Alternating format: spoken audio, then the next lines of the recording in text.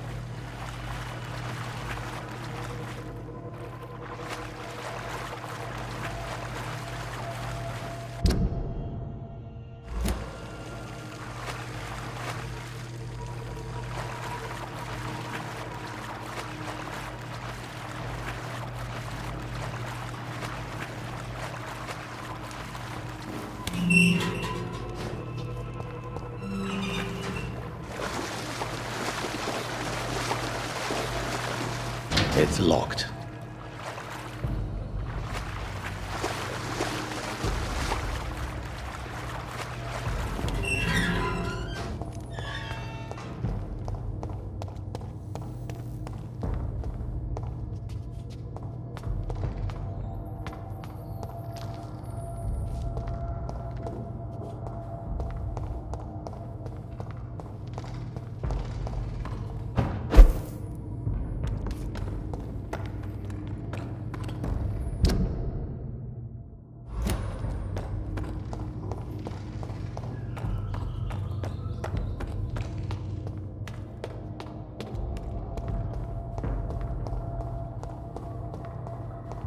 This place has been ransacked. They've all been slaughtered. Pre-1? No, not their style.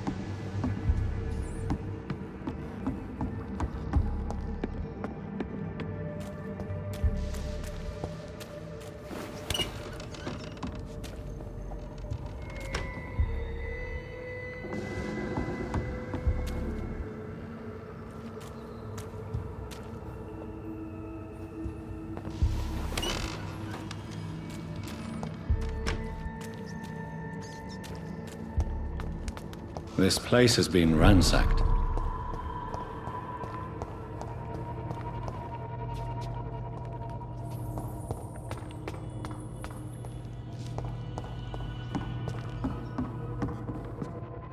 Are you all right, sir?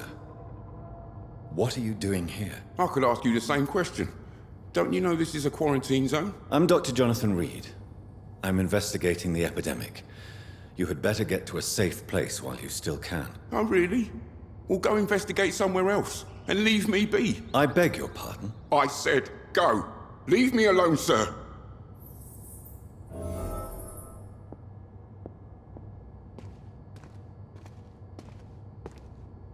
Rodney, you're the man who killed that gang member, are you not? Is that why you are hiding in this godforsaken place? Yes, I did. I did not even know his name. Then why did you kill him? That arsehole always mocked me for the color of my skin. Usually I let it go. But not that night. We fought. He died.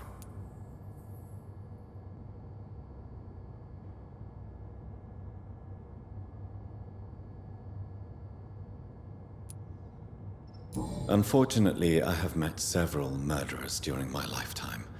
You don't look like them.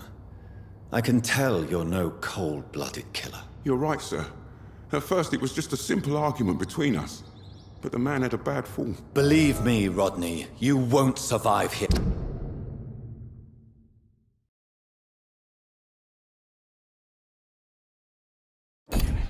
Long. No matter what you did, you must go back to where you used to live. I'll go back to the docks then. But if I die, remember that the blood of Rodney Grader will be on your hands.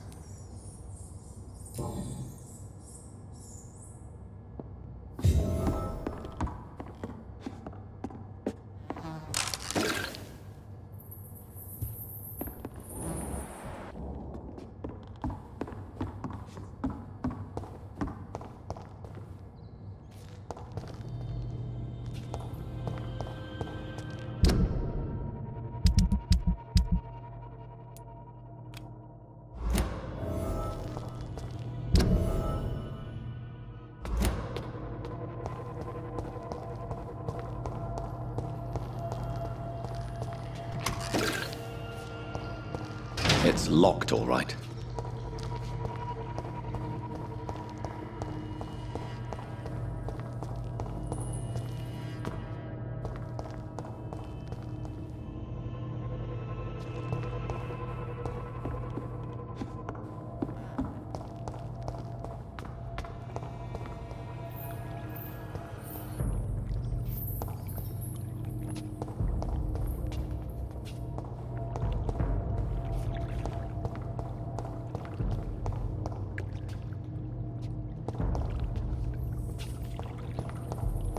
This place has been ransacked.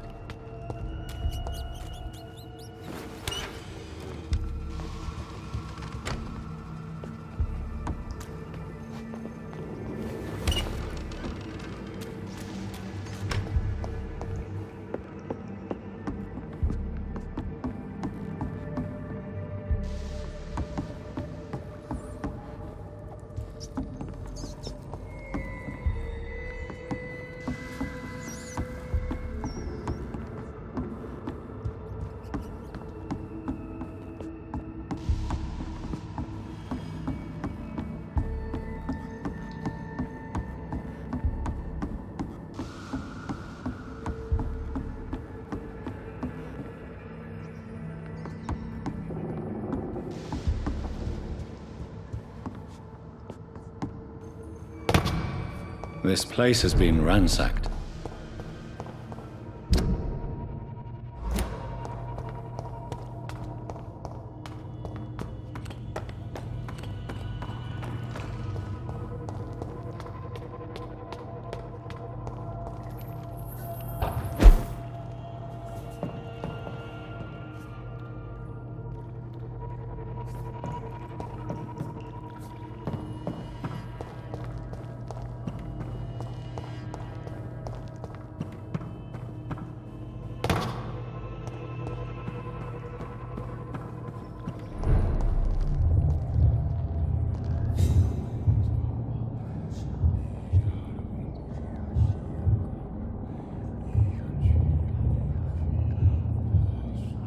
Take not a step further, child, for you are unprepared.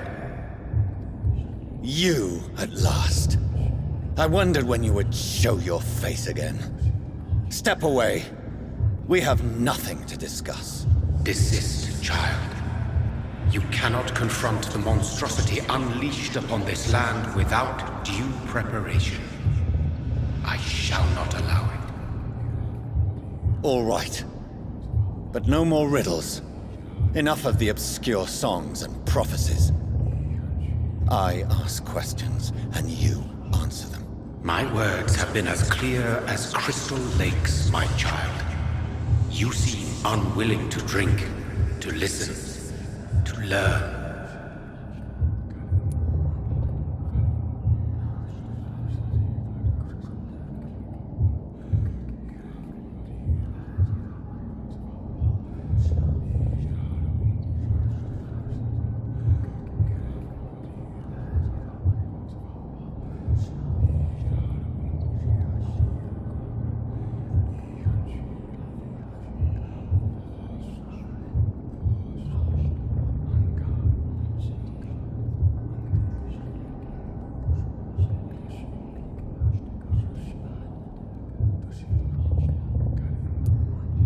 What is your true appearance?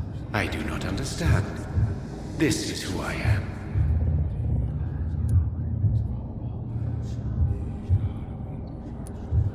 But who are you really?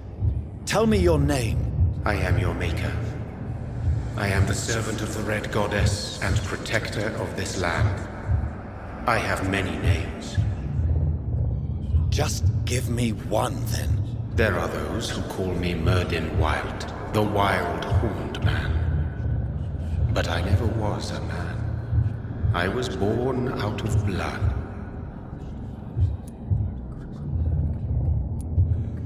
Blood?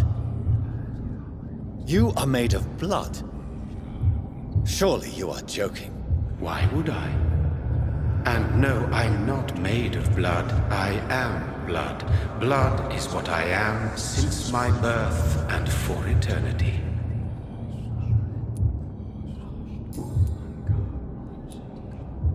Why did you choose me? Only you could provide a modern, scientific answer to this ancient, mystical threat.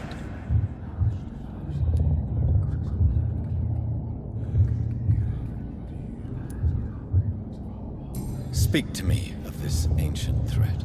The blood of hate, vessel of the wrath of the goddess. When she awakens, a disaster will be born into this world, for she is hunger and anger.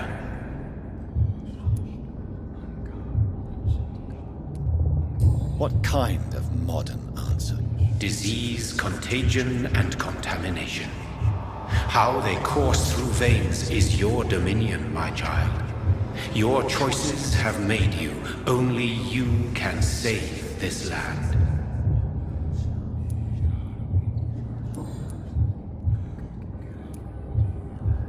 I'm here to stop Harriet Jones. She is the original carrier. The well from which this corruption flows. I have heard you, but be wary. Harriet Jones's mind is no more. She has metamorphosed into an apocalypse. Born from, drenched in, and driven by the blood of hate.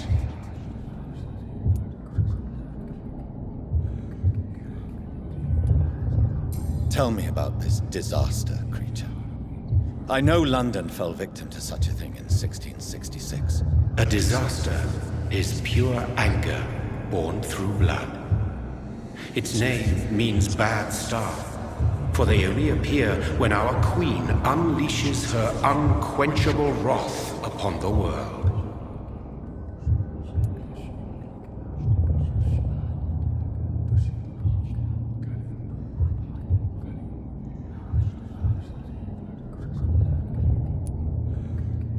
And who is this queen?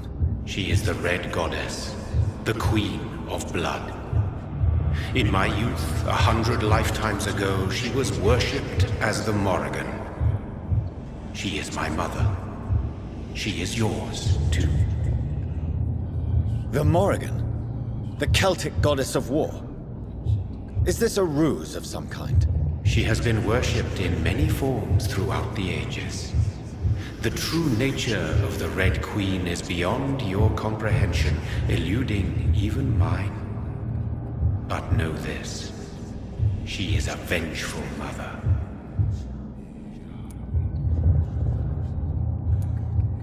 So the disaster is some sort of accident.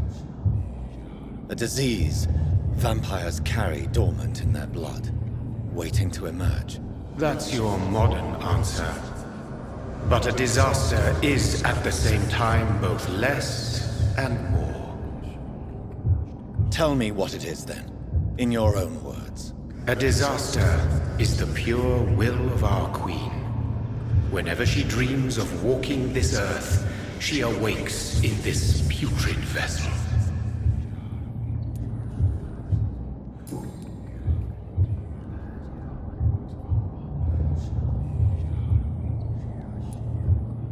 What is the blood of hate? It is the curse of the goddess.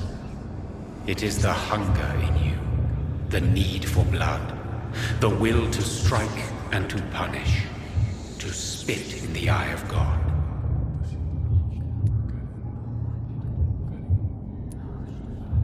I only wish to know how to put an end to this epidemic. To perform an act so noble, you must protect yourself from its poisonous kiss, my child. I know. Geoffrey McCullum used such an antidote when he tried to kill me. I found the recipe. You cannot expect to withstand the effects of the blood of hate without such a serum. I shall let you pass only once you possess it.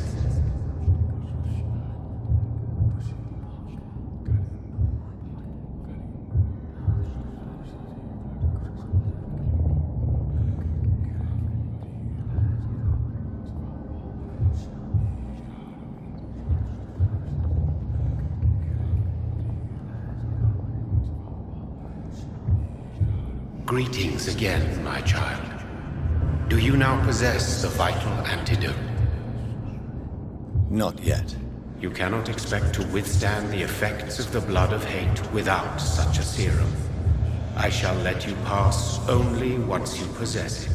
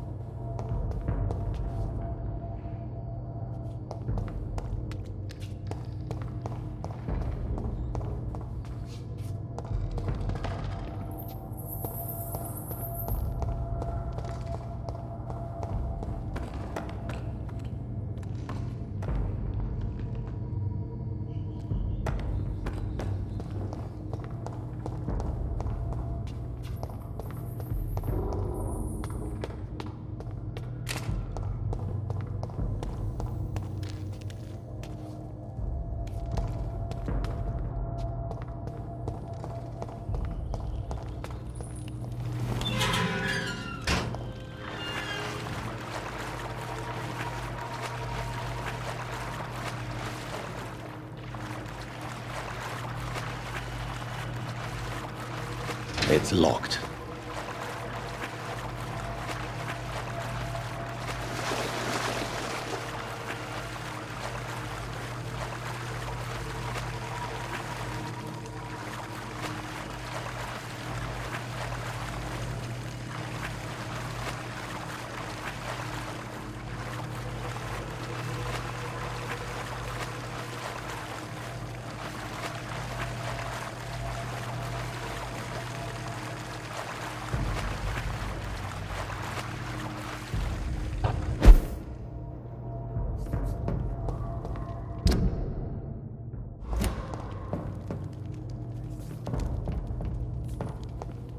It's locked, all right.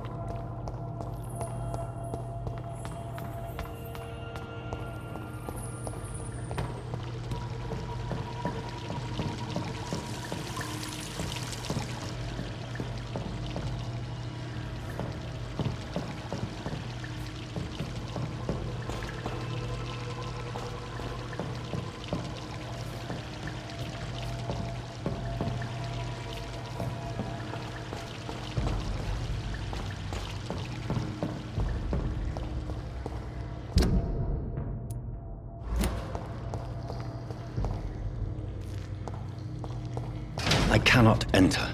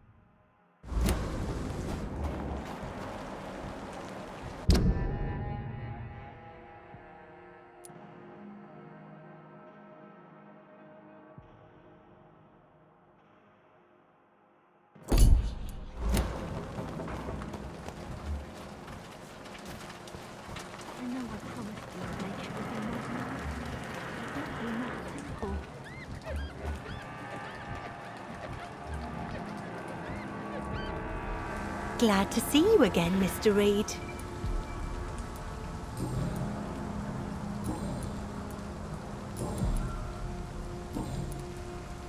Do you have recent news of Sean Hampton's shelter?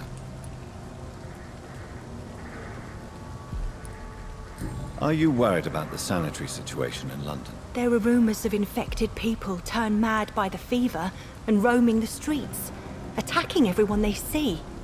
Is it true? As long as you stay away from the streets, you should be all right.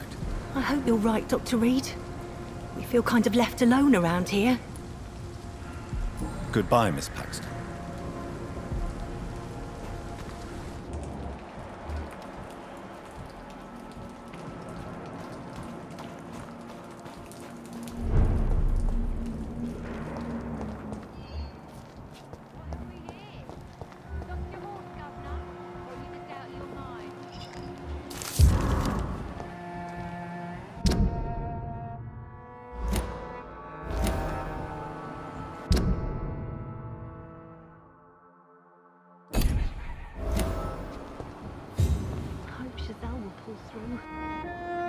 Glad to see you again, Mr. Reed. Lottie, tell me about the death of your mother. Giselle killed her. Plain and simple. She killed her with her daily whims, her laziness, and her complaints. That's quite a statement. You can't kill someone because you're fickle. Mother was very ill, but I forgave Giselle.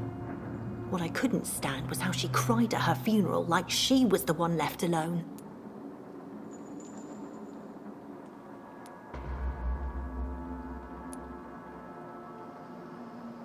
Giselle is the only family you have left. Don't you think it's time you forgave her? Sometimes words are harder to forgive than acts, Dr. Reed. Perhaps your sister is not as tough as you are. I know that, and I don't blame her. It just makes me sad that my own sister is the person I understand the least.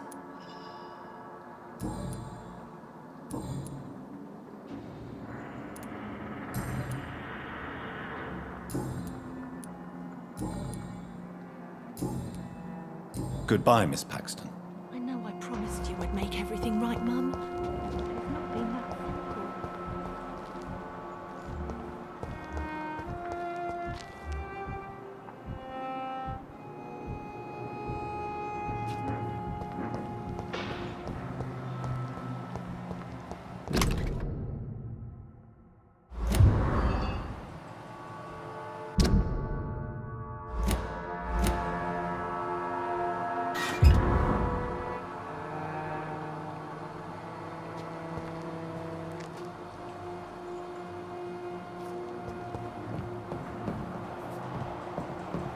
It's locked, all right.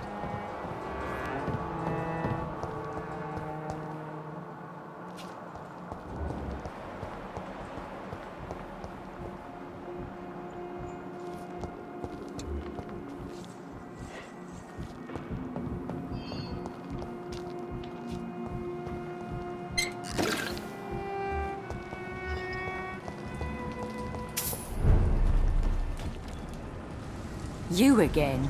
What do you want?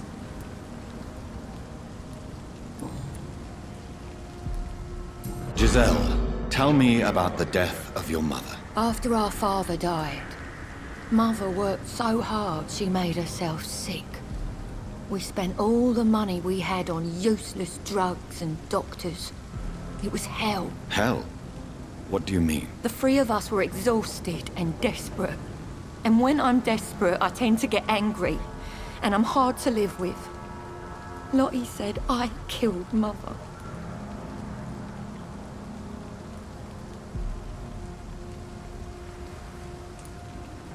You should talk to your sister. Whatever happened when your mother died, the truth lies somewhere between your two versions. I don't want to talk about that. It was years ago. We Paxton sisters are tough. We don't apologize.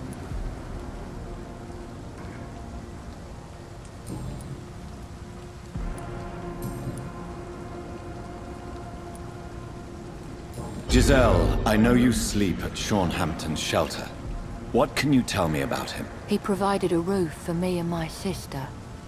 I am grateful, of course, but he gives me the creeps. Why is that? He's always sad, like he's about to cry.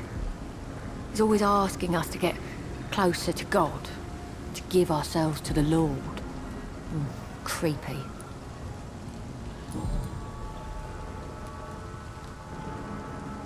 Do you have recent news of Hampton's shelter? The place is all right, I suppose. The sad saint is still the same, except for that awful skin disease he recently got. Are you worried about the sanitary situation in London? Chaos is rising, Dr. Reed. This city is about to crumble. You almost sound happy. This world needs to die, Dr. Reed. And from the ashes, a new one will emerge, with more equity and freedom.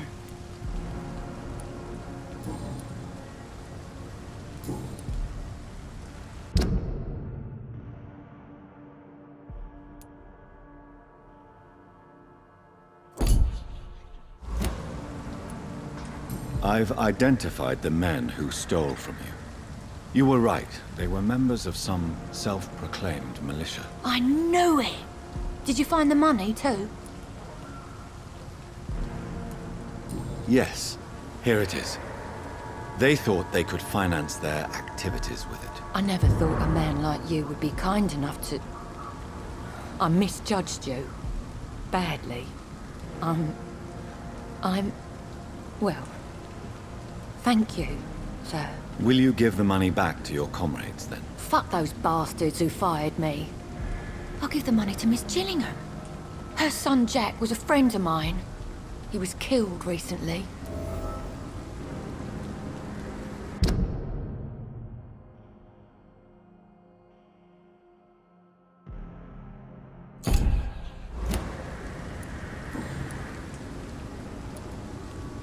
I know you were friends with Miss Gillingham's son, Jack.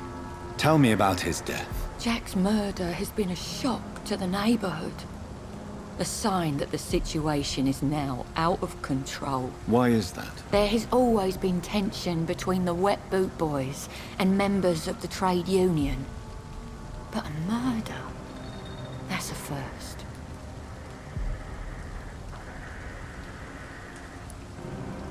Who killed him? No one will ever know. One thing is certain.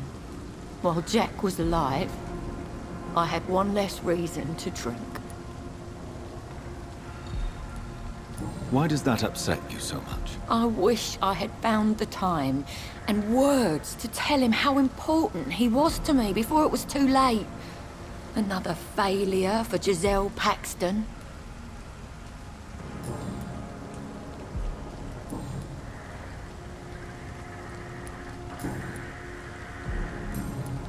Well, I'll leave you for now.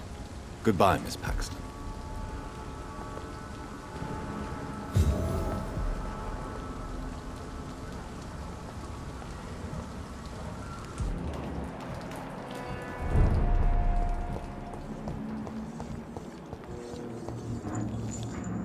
Glad to see you again, Mr. Reed.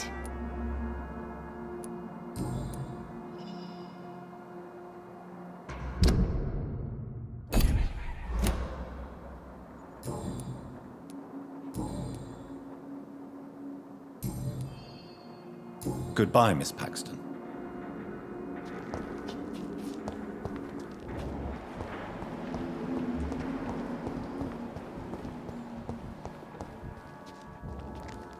Welcome back to my humble shelter, Dr. Reed.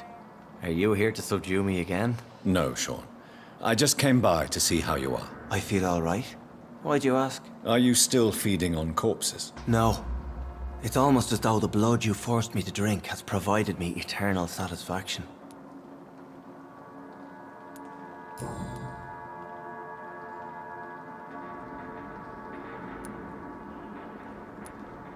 Have you seen Harriet Jones since taking her to Old Bridget? No. She is with the sewer skulls now. I don't go downstairs.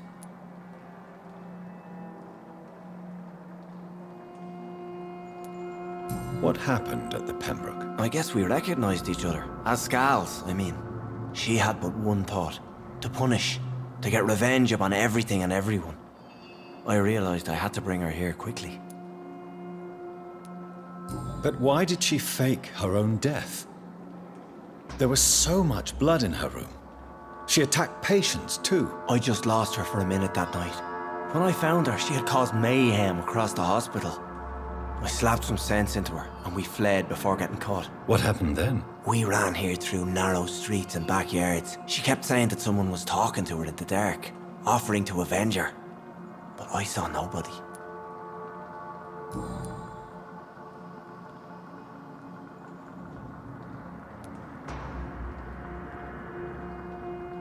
Would you let me listen to your chest, Sean? No, Dr. Reed. You already forced me to drink your blood, and I thank you for that, for I feel better now. But it was quite an unpleasant experience. It would help me greatly if you would allow me to give you a physical examination. I said no. I'm no subject of medical examination, and I intend only to obey and to kneel before God.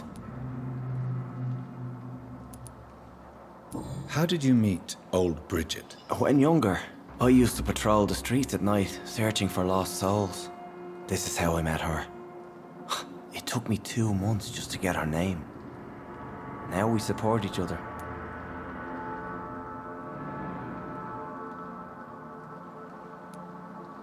Had you already visited their hideout in the sewers? Just once, and very briefly. Most of them are very discreet, and they see me as an outsider, even if I protect them. You really are a saint, Sean. Oh, no, sir, I'm not. But I know evil, and I believe goodwill and tenacity can make this world a better place.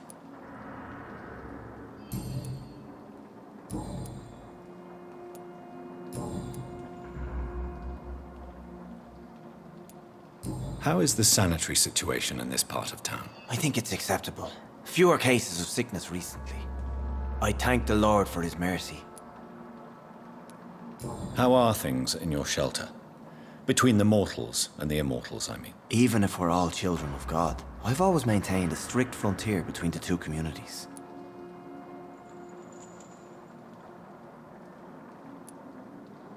What do you fear? A few years ago, a Skal decided to pay a nocturnal visit to my sleeping customers. He got caught licking their necks in the dark. Since then, I have added a lock to the door. What if food became scarce? Wouldn't the immortals in your flock be tempted to feed on the living? Wouldn't you? The Skals can feed on the dead, Doctor. And until Judgment Day, mortals will continue dying. Farewell, Sean. Take good care of your flock, and of yourself.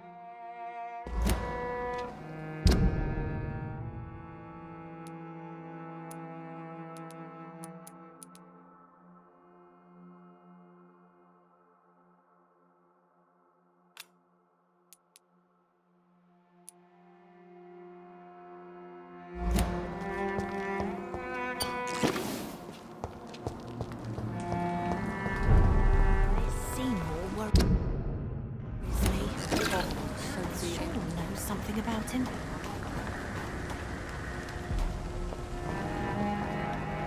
It's locked.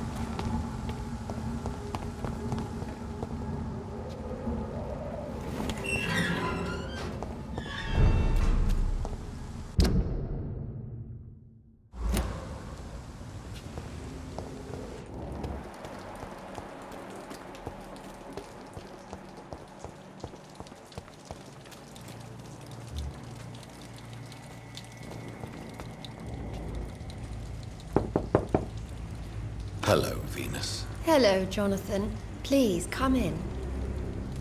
I'm so sorry for your loss, Jonathan. What do you need from me, Jonathan? Do you need my medical attention? It would appear that old habits die hard, my dear. I would appreciate your help as always. And I'm happy to give it to you, as always. Thank you, Jonathan.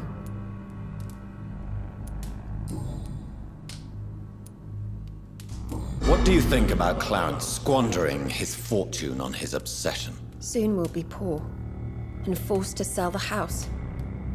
Where will we go? In which filthy, infected part of town will we end up? I'm so afraid.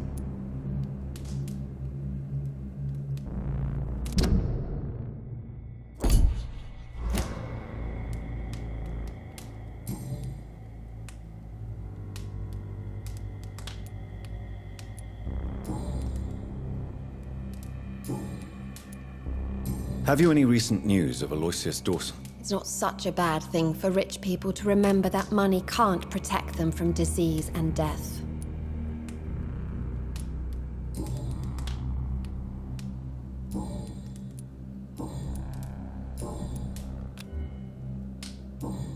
Goodbye for now. I'm so sorry for your loss, Jonathan.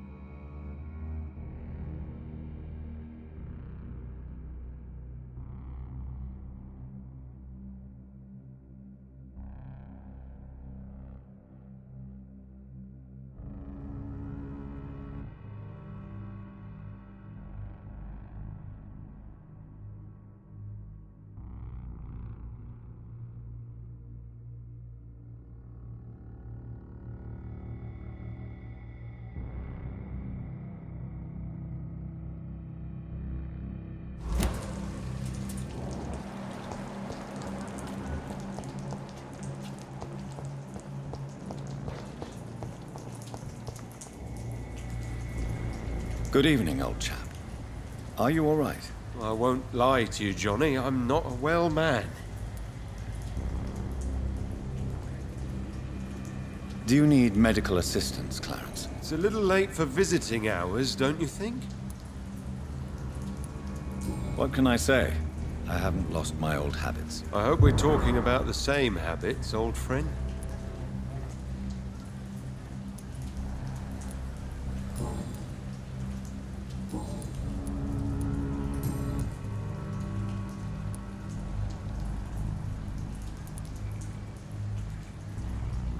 Clarence, why have you distributed leaflets about vampires all across the West End? I have to warn everybody about them. They've killed thousands of people already, unnoticed thanks to the epidemic. We are all in danger here. Vampires in London? Come on, Clarence. Who's going to believe that? I'm not mad, Jonathan. You have to believe me. I know they are real. They're all around us, even as we speak.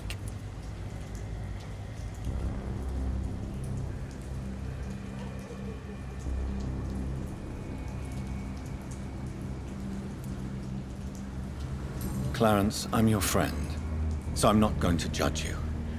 But think about your wife, your family. You're in pain, and you need help. I can help you. I don't need a doctor, Jonathan. I need my best friend to trust me.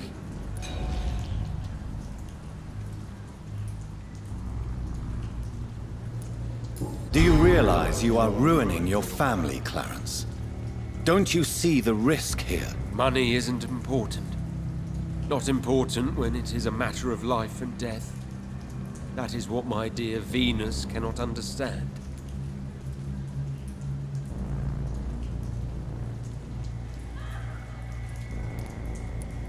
I can't believe I'm telling you this, but if warning people is that important to you, why not choose a more efficient way to spend your money? Don't you think I tried?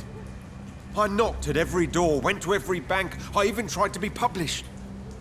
No, Jonathan. This is a one-man war. People will laugh at you, if they don't already. Think about your wife and your position. Think about your future. I understand my wife's embarrassment, but gossips don't kill, vampires do. There'll be no future if people don't open their eyes.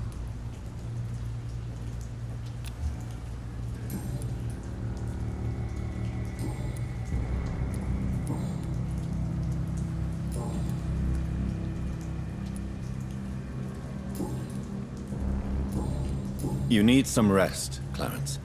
You should try to sleep.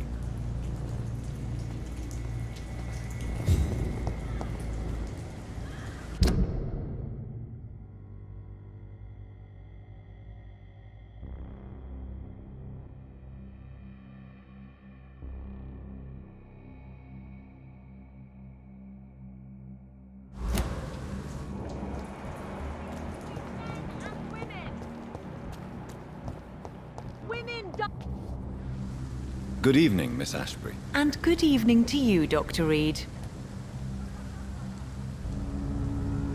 Do you need my medical attention, Charlotte? Indeed. Unlike you and my mother, I can still become ill. Oh, you cannot imagine how relieved I'd be to catch a cold again. My mother once told me the same thing. I sometimes wonder if she's forgotten what it feels like to be ill.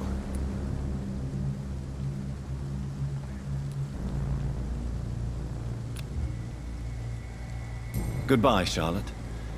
Give my best regards to your mother when you see her. She's been quite busy these last few nights. I suspect you may see her before me.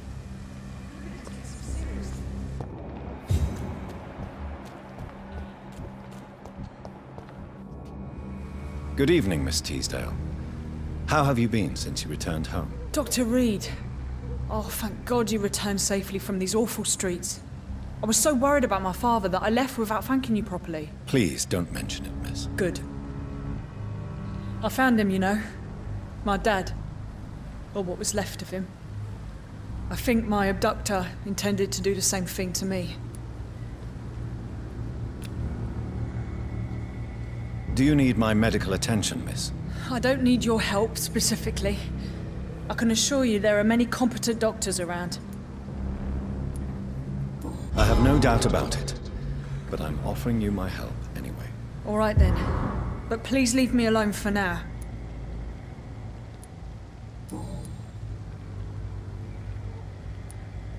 Louise, what can you tell me about the vampire who captured you? The little fucker claimed he'd fallen in love with me. That he wanted to spend eternity with me. Not a bad idea. At least that's the way it seemed at first. Really? Did you consider accepting his proposal? Well, immortality. Not a common wedding gift, is it? I think he just wanted to have his way with me. Can vampires even fuck, Doctor? What?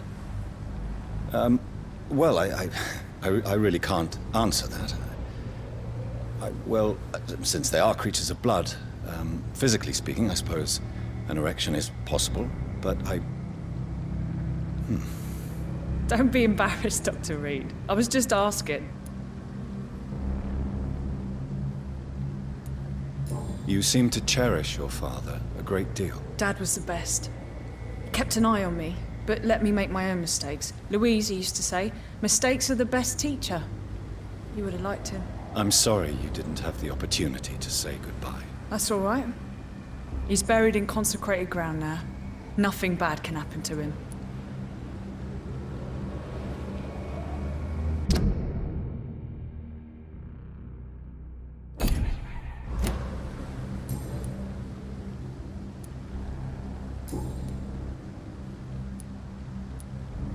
What do you do for a living, Miss Teasdale? Before my kidnapping, I was a waitress in a pub. Now I'm unemployed. Were you fired? No. It's just that after my recent experience, I don't feel like I can go back to my normal life. I need to do something useful.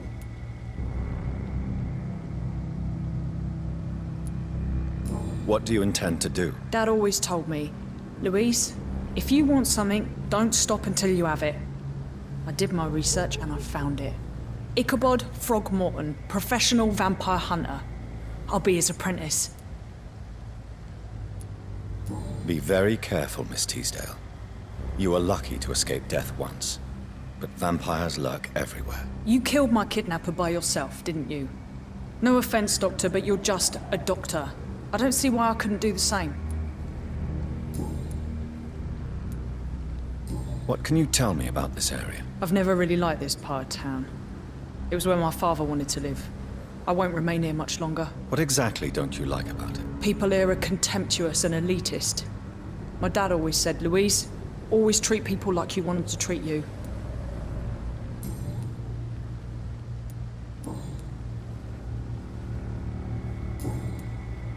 Goodbye, Miss Teasdale. And be careful. Until we meet again. Why can't I forgive you, Father?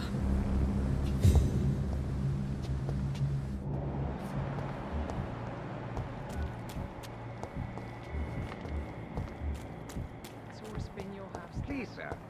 Whether you need to buy something or not, I am... Good evening, Dr. Reed. A great night, what?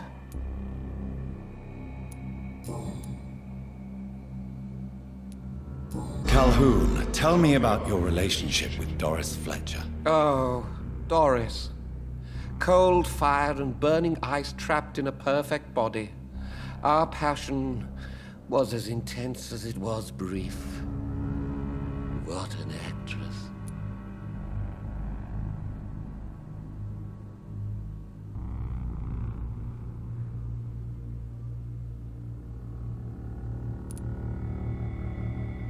You sound surprisingly sad. Have you regrets? I think of her as a divine dish. I'm glad I was able to taste it, but I regret I could only get a bite of her mystery.